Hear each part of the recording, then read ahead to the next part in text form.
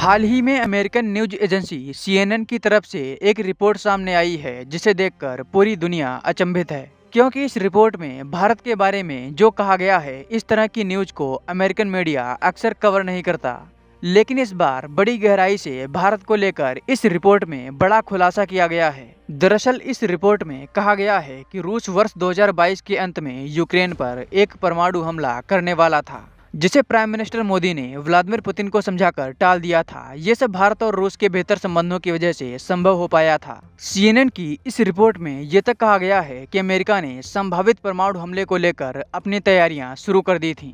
Ukraine पर परमाणु हमले के बाद अमेरिका किस तरह से यूक्रेन की मदद करता और अपने नागरिकों को यूक्रेन से कैसे निकालता, इसकी भी तैयारी थी। रिपोर्ट के अनुसार रूस यूक्रेन के लोगों को डराने के लिए एक टैक्टिकल न्यूक्लियर बम का इस्तेमाल करने वाला था। अगर आप टैक्टिकल न्यूक्लियर बम के बारे में नहीं जानते तो आपको बता दें कि कम क्षमता वाले परमाणु हथियारों को टैक्टिकल न्यूक्लियर बम कहा जाता है। इसका प्रयोग करने से दुश्मन देश को नुकसान तो होगा, लेकिन इसका दायरा कम होगा।